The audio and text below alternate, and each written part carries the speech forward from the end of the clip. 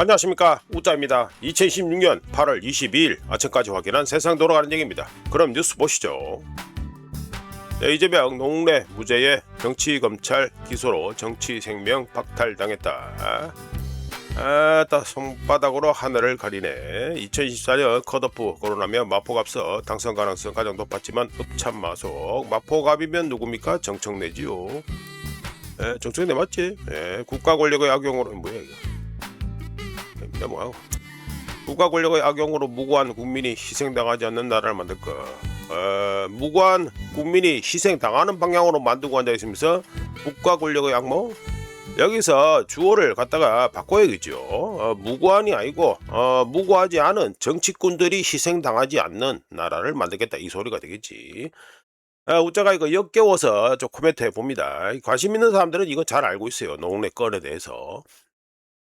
기억이 날런지 모르겠지만 농내 건은요, 이정근이 게이트 건을 갖다가 수사하다가 곁다리로 발견된 건입니다. 이게 그런 가닥에 이거 지금 무죄 뜬 거는 뭘로 떴다? 농내가 죄가 없어서 뜬 게 아니고 위법 수집 증거, 증거를 위법하게 수집했다, 그걸로 지금 무죄가 난 거예요. 비슷한 건으로 누가 있습니까? 이정근이 건하고 관련되어 있던 송영길이도 비슷한 이유로 무죄가 났었고요. 그런데 간단하게 우리가 동네 건에 대해서 지금 기억이 가물가물한 분들이 계실 거니까 다시 조금 잠깐 기억을 상기시켜 드리기 위해서 말씀드려보면, 동네 집에서 한국은행 띠지로 쌓여진 현금 3억이 발견되었고요. 녹취록에 뭐라 돼 있냐? 저번에 주셨는데 뭘 또 주시냐? 저번에 그거 제가 잘 쓰고 있는데. 그리고 그 유명한 돈봉투 부스럭거리는 소리, 이것까지 녹취가 확실하게 다 됐지요. 다 돼서 확인이 됐습니다. 다 되었지만 그러니까 증거를 수집한 게 위법하다 해가지고 농내는 무죄가 나온 거예요. 근데 코미디 같은 소리 하나 해볼까요?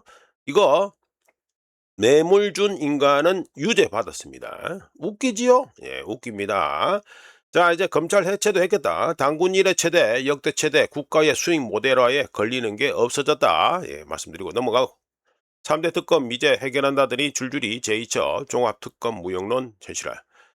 이거는 애초부터 정치 특검이었기 때문에 이럴 수밖에 없는 거고요. 이것도 우짜가 여러 차례 말씀드렸잖아요. 양평고속도로 이거 김건희 건인데 뭐 계속 이 쇼가 나오고 앉아 있고, 180일 수사하고도 여전히 미제. 뭐 간단히 코멘트합니다. 애초부터 정치 특검이었고요. 이거 우짜가 이미 코멘트 해드렸다시피 특수부를 갖다가 그것만 없애면 되는 것입니다. 근데 특수부를 핑계로 검찰 자체를 갖다가 해체해버렸지요. 정작 그런데 특수부를 갖다가 다른 이름으로, 특검, 다른 이름으로 계속해서 쳐돌리고 있는 중입니다. 이게 뭐 하자는 짓입니까 이게? 자, 넘어가고요. 수사관도 괜찮다. 수사관도 괜찮다. 중수청 지원 검사 100명 넘어 예상 밖 흥행이다. 아이고 대단한데. 예, 전체 검사 중 5% 가량이 지원, 5%안 되게 지원했고요. 5%안 되게 지원했는데 예상 밖 흥행이라고? 대단한데. 지금 전체적으로 해가지고 따져봐도요, 지금 이거 저거 수사 쪽하고 이거 가는 거 빼면 100명 가는 거 기대 난망 수준으로 흥행 참패입니다. 그런데 무슨 흥행이 되냐? 흥행이 되기는. 실무검사, 평검사 역량이 왕건. 자, 이것도 간단하게 코멘트 해드립니다. 전체 중 5%도 안 되게 지원했고요. 그런데 예상 밖 흥행이라고 이런 구라를 치고 자빠졌고, 이발검하고 최윤선이. 이것도 실무 담당 평검사 역량이 적어놨잖아. 이게 뭐 말을 씩 돌려가지고 하니까 어렵게 들리는데 간단하게 말씀드리면, 군대 갔다 오신 분들은 들한테 들으면은 바로 체감이 될 만한 걸로 비유해서 말씀드려보면, 대대장급 이상만 몰렸습니다. 예, 대대장급 이상만 몰리다 보니까 어떻게 됩니까? 실무 담당 평검사 역량이 관건이다, 이런 식으로 얘기를 하고 있습니다. 전부 다 자리를 갖다 최소 대장급 이상 거래가지고 자리 잡고 있던 사람들이 갔기 때문에 제대로 되겠어요? 안 되지. 안 되지요. 자, 우짜 까놓고 얘기합니다. 우짜가 검사지요. 평검사 이래 됩니다. 평검사면요, 이제 공수처 가면 수사할 필요도 없이 공소 유지만 하면 되는데, 미쳤다고 가가지고 이 짓을 합니까? 안 하지. 안 그래요? 할 필요가 없지. 그러니까 뭐 예상 밖 흥행이라고 있는데, 아이고, 짬밥 때릴 때 다 묻고 대대장급 이상이면 짬밥 다 묵은 거 아니에요. 별로 할 것도 없고 가서 이거 가지고 자리만 잡아먹고 이래 있겠다 이거예요. 무슨 예상 밖 흥행 같은 소리를 하고 자빠졌어요. 이발금이 최은선이 이거 그런 식으로 기자질을 하냐? 넘어가고요. 제주 장미란 씨 실종 프로파일링 자료 입력 후에 삭제됐다. 아이고 잘 되고 있죠. 이것도 뭐 요즘에 시끄럽던데 이거 이미 다 이런 거 예상된 거 아닙니까? 예? 그간 조사를 진행해 왔다. 뭐 조사는 열심히 하겠지. 또 뒷북 치겠지 뭐. 나와서 해 가지고 쭉 서 가지고 또 뭐 지금 뭐 서울고 외양간 고치기 식으로 해 가지고 이미 사건은 해 가지고 지금 이제 증거고 나발이고 아무것도 안 되는데 나와서 이제 포미를 잡고 앉아 있고 뭐 이런 거지 뭐. 이런 거 아니에요 이거. 집중수색. 석 달 만에 집중수색 미치겠다 진짜. 에휴 이것도 코멘트 해보면 검찰 해체가 어떤 건지 앞으로 많은 사람들이 당하게 될 겁니다. 관련해서 우자가 말씀드렸죠. 이제 경찰에 친구나 가족 또는 친척이 없다. 상당히 깝깝한 세상이 될 거라는 거 우자가 이미 말씀드렸습니다. 그리고 돈 없으면 이제 법원 문턱은 이제 거의 못 넘는다고 보면 돼요. 더불어 하는 게 뭐 어쩌고 저쩌고 이재명이 뭐 어째 뭐 국가 권력으로 뭐 어쩌고 저쩌고 웃긴 소리라고 보면 됩니다. 우리가 지금까지 세금 넣어 가지고 지금까지 그런 법 서비스를 받아온 거예요. 정치꾼들은 지가 잡히가니까 그러니까 개판을 치른 거고. 자 넘어가고. 월스트리트 저널 미국 세계 질서 유지할 능력 있나 의문 제기. 이거는 우짜 기준에서는 2008년 금융위기 이후에 미국 주도 세계 질서는 우짜는 계속 얘기 말씀드렸습니다만 쫑 났습니다. 동맹방어 의지 불확실 무기 고갈 탓 우려. 뭐 세세한 건데 펀더멘탈한 문제까지 들어가면 미국의 생산력까지 들어가야 되고요. 과거에는 신뢰가 문제였지만 이제 능력까지 의심. 이제 신뢰가 문제였지만 이제 능력까지 의구심이다. 이 말도 지금까지 관성에 따라서 지금까지 해온 게 계속해서 똥이 쌓이다 보니까 업보가 쌓이다 보니까 이렇게 되는 거고 그렇다고 그러면은 바이든 같은 민주당 정권이 들어서면은 이 얘기 안 할 거 아니에요. 예? 이 얘기 안 할 건데 그러면 바이든 행정부 같은 민주당 정권이 들어서면 미국이 갑자기 상태가 좋아질 것 같습니까? 아닙니다. 뭐 우짜가 보기에는 뭐 우짜가 관련 고민도 한두 번 한 것 같은데 바이든 같은 기존 관성대로 움직이는 정치인이 대통령이 되고 그리고 그 민주당이 정권을 잡으면요. 미국은 스무스하게 패권국에서 내려오게 될 가능성이 높습니다. 차라리 트럼프처럼 뭐 지랄 똥쇼를 해가지고 이래가지고 해가지고 뭐라 좀 바꾸려고 하는 지금까지의 이 관성에 따라 흘러온 걸 갖다가 방향을 갖다가 바꾸려고 하는 이런 거라도 차라리 해야지. 뭐 민주당 정권 들어서고 이러죠. 그냥 스무스하게 패권을 갖다가 우짜기 전에는 이미 패권이 경쟁기이기 때문에 미국도 패권을 놓고 경쟁하는 겁니다만 일반인 기준으로 하면 미국의 패권은요 스무스하게 그냥 쫑 납니다. 예, 그래 됩니다. 차라리 참 트럼프처럼 이렇게 하는 게 오히려 더 나을 수가 있어요. 지금 미국은 충격요법이 필요합니다. 지금 이대로 가다 보면 이대로 그냥 쑥 망하는 게 미국이다. 이렇게 보시면 됩니다. 자 넘어가고. 이거는 급등입니다. 급등이 보시면 해가지고 1.96% 상승해서 1온스에 4,604.49달러가 됐습니다. 202평선 넘겨서 이제 잘 가고 있죠? 잘 가고 있습니다. 근데 우짜 기준에서는요, 스타트를 좀 빨리 좀 끊었다는 느낌을 받습니다. 이게 우짜가 8월 말부터 9월 초까지 했으니까 대략 한 달 정도? 한 달 정도 해가지고 스타트를 미리 끊었다고 볼 수도 있는데, 이러면은 뭐 그러면 뭐 금덩이 들고 있는 분들은 좋을 수가 있죠. 그런데 이러면은 또 단점이 하나 있죠. 뭐가 있습니까? 예상보다 금값이 덜 올라갈 수 있다는 것도 감안을 하셔야 된다. 이렇게 말씀드립니다. 에너지가 좀 많이 축적이 됐어야 되는데 조금 애매했어요. 자, 202평선 깨고 올라가고 있으니까 관련해서 똑같이 202평선 깨고 잘 올라가고 있는 물건을 하나 또 소개해 드리면 뭐 관련 법 통과되고 이래 가지고 갑자기 막 폭발하고 앉아 있죠. 비트코인입니다. 비트코인도 202평선 뚫고 올라가고 있습니다. 비트코인은 올라간다 하더라도 우짜는 비트코인에 대해서 좋은 소리 할 생각이 하나도 없습니다. 예, 차라리 스테이블 코인을 갖다가 보지 우짜는 비트코인은 안 봅니다. 자, 넘어가고요. 그러니까 올랐으니까 뭐 소개해드린 거고. 자, 은덩이는 1.29% 상승해서 1온스에 68.96달러가 됐습니다. 예, 여기는 금덩이 매수 아직 조금 짜치죠, 퍼포먼스가. 그런데 여기도 스타트는 한 달 정도 미리 끊었다는 느낌을 좀 받고 있습니다. 이러면 제가 보기에는 이제 예상했던 것보다 올해 끝날 때까지의 금덩이, 은덩이 값은요, 우짜가 예상치는 조금 낮췄습니다, 오히려. 스타트를 너무 빨리 끊었어요. 한 달 정도 빨리 끊었기 때문에. 하여간 뭐 어째 되는지 보시면 될 것 같고. 자, 넘어가서 유가별로 해가지고 보시면 브렌트유는 0.17%, 0.17% 상승해서 1배럴에 93.94달러가 됐고, 서부 텍사스유는 마이너스 0.22% 조금 내려가지고 1배럴에 86.64달러가 됐습니다. 예, 뭐 괜찮네. 예, 괜찮네요. 괜찮습니다. 네, 그리고 오만 10월 물은 4.06% 많이 상승해서 1배럴에 99.39달러가 됐습니다. 오만 거에 대해서 오만 원유에 대해서 제가 말씀드렸죠. 백로그가 많이 쌓여 있다. 여기 쌓여 있다. 그러니까 물건을 갖다가 줘야 될 게 많이 남아 있다는 그 얘기를 말씀드렸습니다. 오히려 병목 현상이 일어나 가지고 오만 건의 경우에는 지금 계속해서 상승이 돼서 이제 100달러를 코앞에 두고 있습니다. 자, 넘어가고요. 달러 인덱스 보시면 0.05%. 또 옆으로 기네. 예, 옆으로 기네요. 그래가지고 로우가 98.562, 하이가 98.912. 조금 애매하네요. 예, 조금 애매합니다. 하여간에 우리가 자는 시간까지 해가지고 0.05%뭐 거의 변동이 없죠. 예, 거의 변동이 없이 해가지고 98.839가 됩니다. 오늘 베센트 풋 관련해서 달러, 그러니까 유로 달러 환율까지 넣어가지고 좀 말씀드리겠습니다.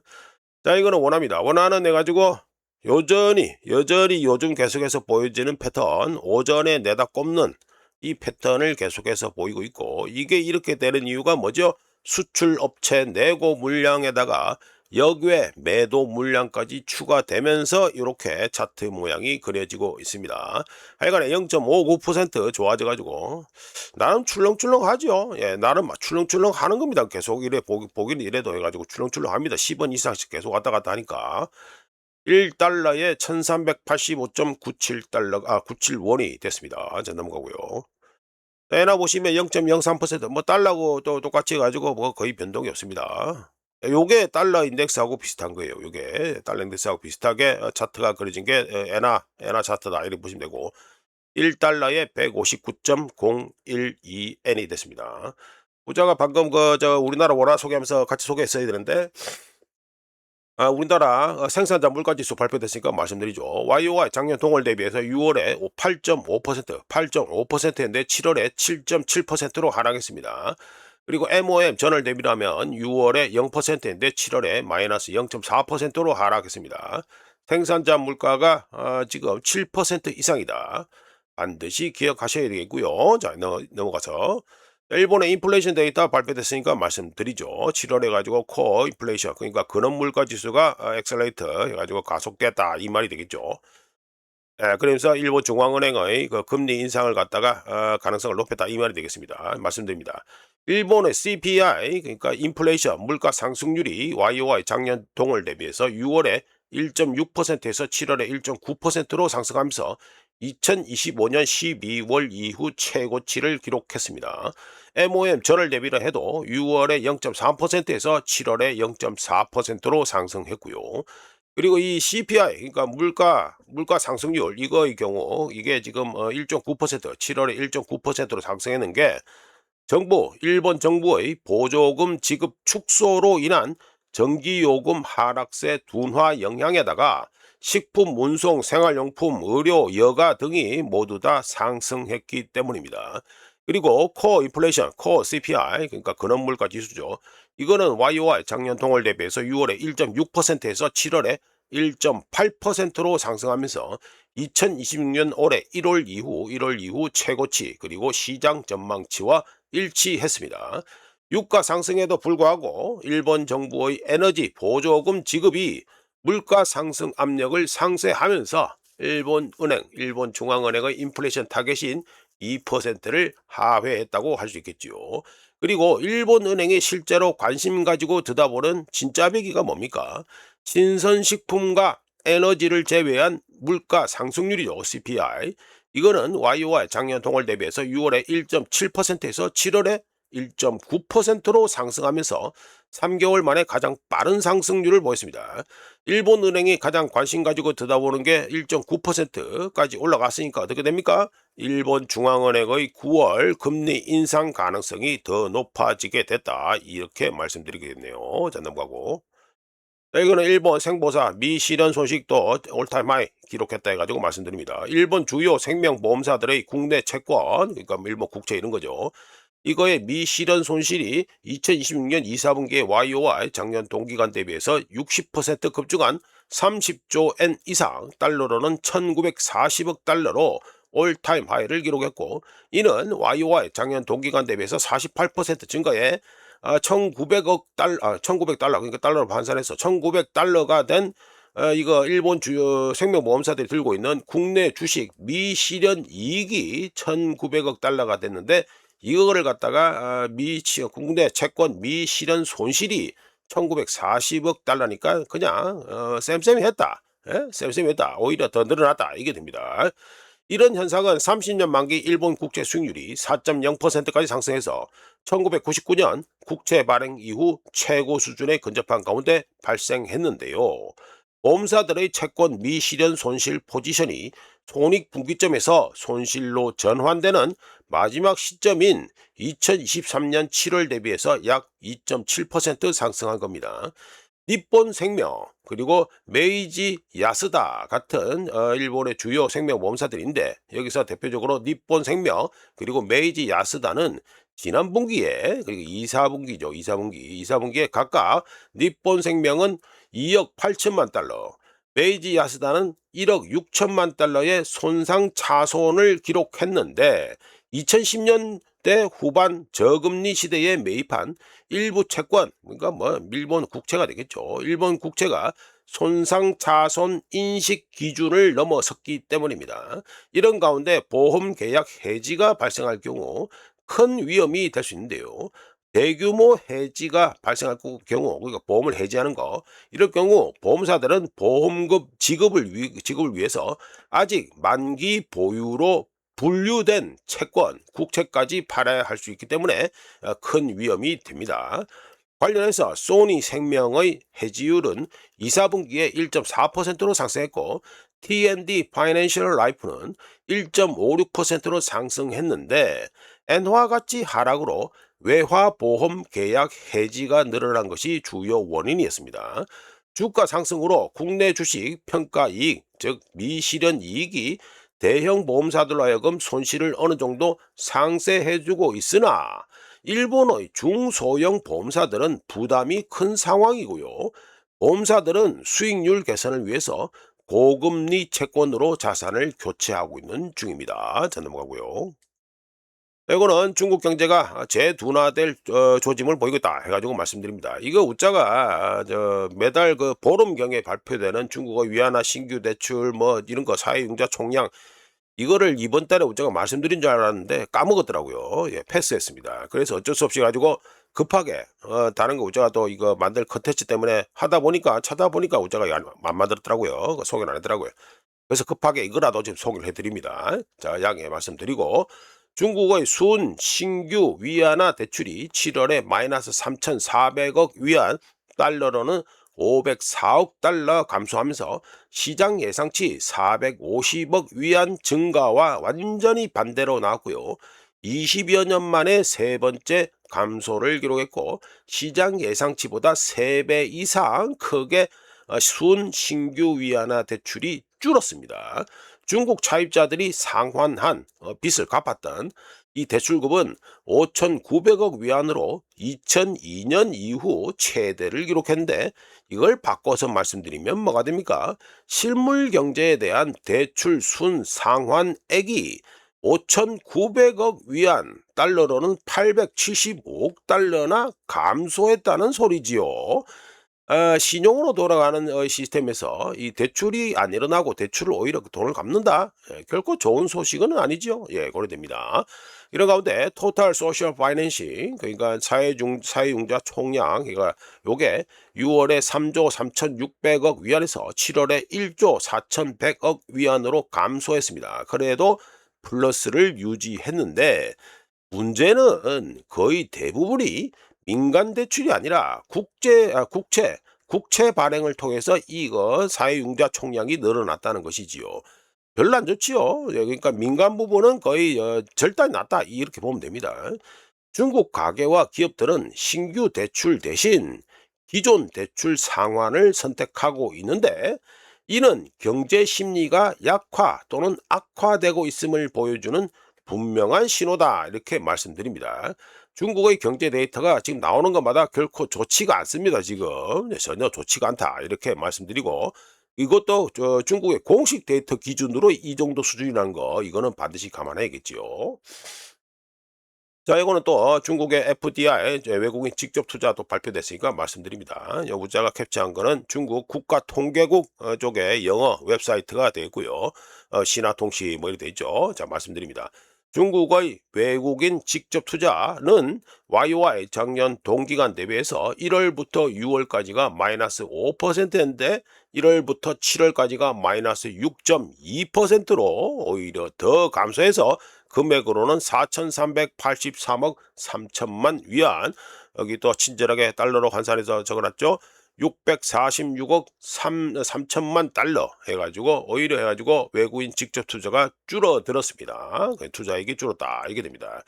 전반적인 외국인 직접 투자 감소에도 불구하고 첨단 기술 산업에 대한 외국인 직접 투자는 YOY 작년 동기간 대비해서 32.7% 증가한 1,823억 1천만 달러가 됐습니다. 요 적어놨죠, 지그들이. 요거 32.7%, 1,823억 1천만 위안 해가지고 적어놨습니다. 전체 FDI, 전체 외국인 투자 중에서 이거 첨단 기술 산업에 대한 투자는 41.6%를 차지했고요. 가장 많이 투자한 국가는 사우디아라비아, 이거 적어놨죠. 예, 사우디아라비아, 프랑스, 한국으로 사우디아라비아는 343.7%, 프랑스는 36.1%, 한국은 15.8% 순으로 해서 투자를 갖다가 많이 했습니다. 세계 국가가 많이 했다. 이 소리가 되겠습니다. 자, 넘어가고요. 예, 미 재무부 장기금리 방어에 달러 흔들, 월가 대가 치를 수도 있다. 달러와 같이 3개월 만에 최저치, 금, 비트코인 등 대체 자산 부각, 예, 달러 약세 용인 신호로 해서 일본식 통화 약세 우려도 된다. 해가지고 적어놨죠. 우자가 올리고 베센트 풋에 대해서 말씀드리려고 안 그래도 요 기사가 쭉 나오네요. 예, 달러 인덱스 얘기하는 거고. 예, 뭐 이거 얘기 나오는데 우자가 뭐 바로 말씀드리겠습니다. 베센트 얼굴 나왔고. 예, 그럼 말씀드리죠. 뭐 어차피 뭐 얘기하는 거에 다 들어가 있으니까. 베센트 풋에 대해서 우자가 해가지고 말씀을 드리도록 하겠습니다. 자, 베센트 폼 잡고 있는 거 사진 올렸고 말씀드리죠. 달러에 새로운 문제가 생겼는데 이번 문제는 패드 미 연준 때문이 아니라 베센트가 장기 채권, 장기 국채 시장에서 워싱턴의 고통 한계점이 어디까지인지 시장에 보여줬다는 이 의혹이 커지고 있으면서 이 새로운 문제가 생겼습니다. 어디에? 달러에. 참고로 투자자들의 경우 고통 한계점이 있다는 걸 갖다가 베센트가 알려줘서 알게 되면 누가 먼저 이 고통 한계점에 갔을 때 움찔거리는지 보려고 그 지점으로 다시 돌아가려는 경향이 있는데요. 다시 백도했죠. 그래가지고 뭐 저 국채 수익률 해가지고 바로 이것이 미 재무부가 장기 국채 매입을 늘리기로 한 결정의 진정한 의미라고 볼 수 있습니다. 추가 국채 매입량 자체는 뭐 이거 20억 달러에서 40억 달러는 뭐 늘리기라잖아요. 이거는 재정 상황을 바꿀 만큼 크지도 않고요. 누구도 이거를 갖다가 양적 완화와 혼동할 필요가 없습니다. 정확하게는 말씀드려서 혼동해서는 안 되지요. 시장은 수치가 아니라 메시지에 반응했는데 미 재무부가 국채 매도세가 너무 심각해 보일 때 장기 국채 수익률을 관리할 준비가 되어 있다는 걸 이번 베센트 풋을 통해서 보여줬고, 첫 번째, 매입 증가 자체보다, 그러니까 매입하는 거 금액 증가 이거보다 중요한 것은 국채 수익률, 장기 국채 수익률이 다시 불안정해지기 시작할 경우 또 다른 2배 증가 또는 두 번째 개입이 있을 가능성이 있다는 거, 이거에 되겠습니다. 그렇다고 해서 장기 국채가 갑자기 온순하게 길들여져서 수익률이 내려갈 것이냐, 그거는 그런 얘기는 전혀 아니고요. 수익률을 끌어올리는 구조적 요인들은 여전히 존재해서 막대한 국채 발행, 재구축된 기간 프리미엄, 그리고 고질적인 인플레이션 위험, 긴축과는 거리가 먼 재정정책 기조까지 장기 국채에 대한 상승 압력은 여전히 남아 있습니다. 단, 달라진 게 하나 있는데, 뭐가 달라졌다? 수익률 상승 과정에서 이제 속도 제한 구간이 생길 수도 있다는 것이지요. 한편 외환 쪽에서 보면 국채 바이백 규모보다 국채 수익률 상승 속도에 상승하는데 이 속도에 제한 구간이 생겼다는 것이 훨씬 더 큰 의미를 가집니다. 패드 연준의 정책 기조가 약화되는 상황에서도 장기 국채 수익률은 달러를 서포트 지지해 왔지요. 단기 국채 수익률의 영향력은 과거에 비해서 다소 약해졌지만 채권 시장이 스스로 충분히 역할을 해주고 있는 가운데 장기 국채 수익률은 기간 프리미엄과 상대적으로 높은 장기 국채 수익률이라는 강력한 중력의 힘으로 인해 패드가 금리 인하라는 이 금리 인하 금리 상승이 아니고 금리 인하 이 망치를 휘두를 필요가 없게 만들어 줬습니다. 그런데 베센트가 이제 그 망치에 손을 댔지요. 시장 반응은 매우 빨라서 장기 국채 수익률은 하락하고 수익률 곡선은 평탄해졌고 위험 자산에 대한 매수세가 유입되고 달러는 하락세로 전환되었습니다. 간단하게 말씀드려서 이걸 뭐라 한다? 베센트 풋이라 합니다. 웰컴 투 베센트 풋 적어놨죠. 예, 우리 누나가 해가지고 이래 해가지고 이미지를 적어놨는데 8월 19일에 만들었는데 웃자가 그냥 베센트 풋이라고 이게 초이스한 겁니다. 간단하게 말씀드려서 베센트 풋인데요. 베센트 풋은 수익률이 상승하지 않는다는 보장도 아니고 어떤 마법의 수치에 고정된 상한선도 아닙니다. 하지만 워싱턴이 장기 국채 수익률 이게 저항 없이 금융 상황을 긴축하도록 내버려 두지 않을 수 있다는 신호를 갖다가 시장에 보냈지요. 누가? 베센트가. 그리고 이런 생각이 시장에 반영되면 가장 확실한 달러 강세 요인 중 하나가 약해지기 시작하면서 외환 시장의 비대칭성, 네, 이게 변화하기 시작하며 여기서부터 이야기가 더욱 흥미로워집니다. 네, 이미지 바꾸고 이제 압력밥솥에서 김 빠지는 거죠. 시장은 압력을 없애는 것이 아니라 압력이 가해지는 지점을 이동시키는데요. 미 재무부가 국채 발행을 통해 장기 수익률을 계속 인상하면서 기간 수익률, 기간 텀 일드, 기간 수익률 상승을 억제하려면 압력의 일부가 다른 곳으로 빠져나가야 되고요. 예, 압력밥솥에서 압력 빠지듯이, 압력 밸브로 빠지듯이 가장 유력한 탈출구가 어디게 되겠습니까? 압력이 빠지는 탈출구가 달러가 대두가 되게 됩니다. 달러가 이제 탈출구로 대접받기 시작한다. 뭐 대접이란 말하기 좀 그렇다만은. 그러니까 달러가 탈출구로 해가지고 인식되기 시작합니다. 물론 워싱턴이 갑자기 통화 가치, 달러 가치를 절하하기로 결정했다는 뜻은 아닙니다. 다만 장기 국채 수익률이 계속 상승해서 채권 시장이 자체적인 긴축 사이클에 빠지는 것을 막기 위해서 달러 약세는 트럼프 행정부가 기꺼이 감수할 만한 대가일 수도 있다는 의미가 되지요. 관련해서 트럼프는 어떻습니까? 트럼프는 달러 강세를 갖다가 성경처럼 신성하게 여긴 적도 없고요. 특히 미국의 무역 적자와 관련해서는 더더욱 더 달러 강세를 좋아하지 않습니다. 주구장창 떠들죠. 달러 약세 떠듭니다. 만약 베센트가 차입 비용을 어느 정도 낮출 수 있고 달러 인덱스가 조금 내려온다면 백악관에서 싫다고 할 사람은 웃자가 보기에는 없을 것 같고요. 바로 이것이 가장 흥미롭게 봐야 되는 부분인데, 지난 수년 동안 달러 강세론 지난 수년간의 이 강달러, 이 달러 강세로는 단순한 흐름을 따라왔습니다. 재정 불안이 장기 국채 수익률을 올리면 높은 수익률이 자본을 미국으로 끌어당기고, 그러면 달러는 또 한 번 상승 바람을 탄다는 이 아주 단순한 흐름을 따랐지요. 그런데 이제 미 재무부가 장기 국채 수익률이 너무 오르고 그에 따른 연쇄 작용을 끊기 위해서 개입할 의향이 있다고 시장에 신호를 보냈는데, 이렇게 된다 이러면 달러는 채권 시장이 무한정으로 달러 상승을 견인해 줄 것이라는 기대를 더 이상 할 수 없게 됩니다. 어째 보면 채권, 즉 국채 시장은 이제 심판다운 심판을 찾은 것일 수도 있고요. 베센트라는 이름에.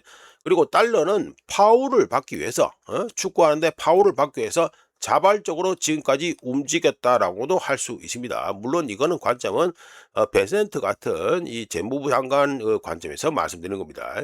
이런 까닭에 달러에 대해서는 약세 전망을 우짜겐적으로 유지하고 유로화를 계속 매수하는 데 필요한 핑계가 생겼다고 할 수 있는데요. 예, 달러 해가지고 유로 달러 환율 차트를 다시 한번 보시죠.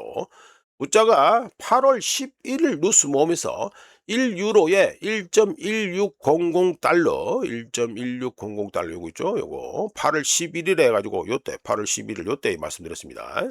이때 해가지고 유로 1유로에 1.1600 달러를 돌파하면 다음 기술적 저항선이 1.1630 달러가 되고, 지금 현재 마침 202평선이 지나가는 거죠.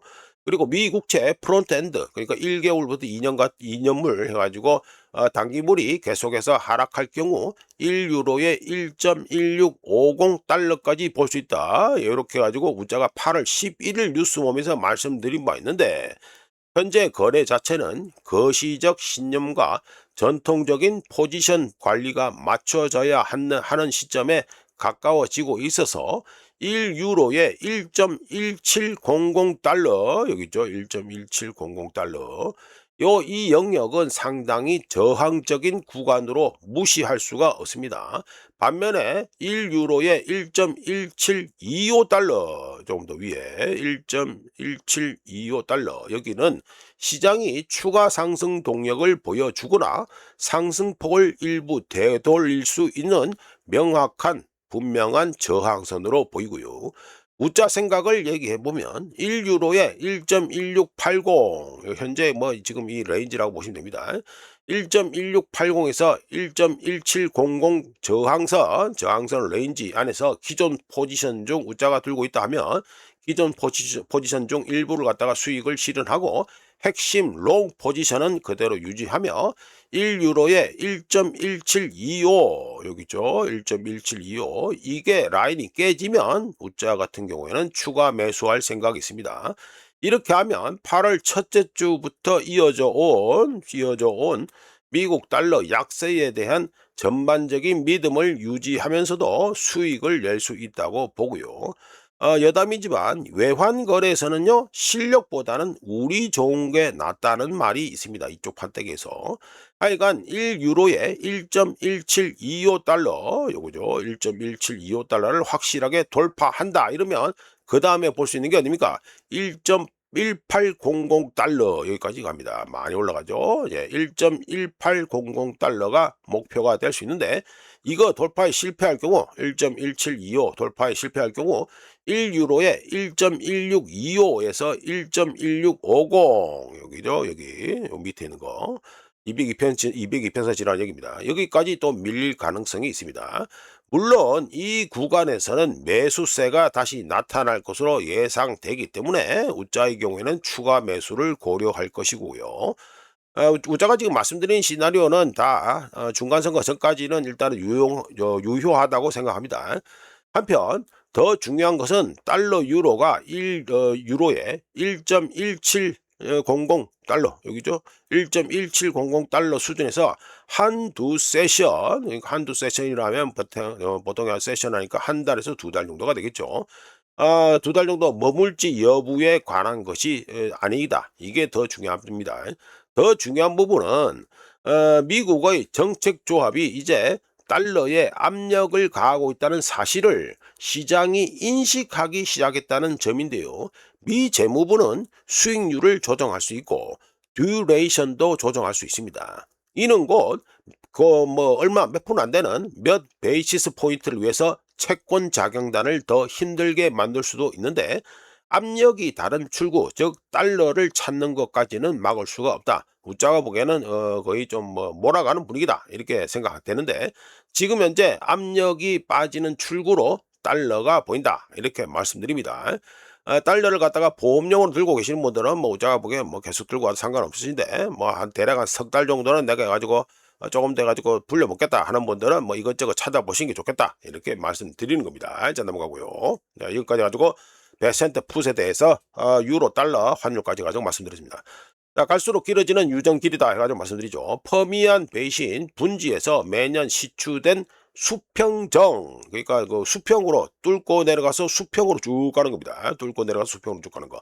이 수평정의 수와 수평 구간 길이의 변화 추이를 보여주는 EIA 미 에너지 정보청 자료인데요. 수평 구간이 5,000피트 미만, 그러니까 우리나라 식으로 바꾸면 1524m 이하가 되는 짧은 유정은 2015년 이후 지속적으로 감소해서 최근에는 비중이 매우 낮아졌고요. 대신에 수평 구간이 5,000에서 15,000피트 요 사이에 있는 중거리 유정, 그러니까 15,000피트면 4,572m인데 이런 중거리 유정이 전체 시추량 중 가장 많이 차지하고 있습니다. 이어서 보면은 뭡니까? 15,000피트 이상 되는 게 점점 갈수록 많아지고 있죠. 15,000피트 이상 초장거리 유정은 2020년에 이때부터 등장해가지고 이후에 비중을 확대해서 전체 시추 완료 유정 중 15%를 현재 차지하고 있습니다. 네. 덕분에 평균 평균 수평 시추 길이는 2015년 이때 해가지고 6,149피트, 그러니까 1,874m였는데 2025년에는 10,867피트, 3,312m로 해가지고 77%나 증가했고요. 연간 유정 완료, 연간 유정 완료 개수, 그러니까 드릴링해서 개들어 가지고 개발 갖다가 거의 완료된 상태다 이 말이 됩니다. 연간 유정 완료 건수는 2022년 이후 약 6,000건을 갖다가 유지하고 있습니다. 거의 변화가 없지요. 변화가 없는데 이에 반해서 퍼미안 베이신의 생산량은 어땠습니까? 총 석유 생산량은 2015년에 하루 평균 290만 배럴인데 2025년에는 1120만 배럴로 무려 284%가 증가했습니다. 이 말은 뭡니까? 동일한 시추 활동을 하면서 훨씬 더 많은 석유를 생산할 수 있었다. 이 이유는 여러 번 드릴링 할 시간에 한 번 뚫은 곳에서 더 많이 뽑아냈기 때문이다. 이게 되겠습니다. 그 효율성을 갖다가 극대화하고 있다는 소리가 되겠지요. 자, 넘어가고. 자, 이제 끝날 때가 됐네요. 자, 8월 20일로 끝나는 주 기준 베이커 휴즈의 오일 리그 카운터는 전주 455개에서 452개로 3개가 감소했습니다. 그리고 토탈 리그 카운터, 그러니까 전체 카운터 숫자는 전주 593개에서 588개로 5개가 감소했습니다. 자, 이러면은 석유에서 3개가 감소했으니까 천연가스도 2개가 감소했다는 자연스러운 산수가 나오겠죠. 자, 이렇게 해서 2026년 8월 22일 아침까지 확인한 세상 돌아다니겠습니다. 구독, 좋아요 그리고 회원가입 감사합니다. 하루 쉬고 다음 주 월요일에 찾아뵙겠습니다.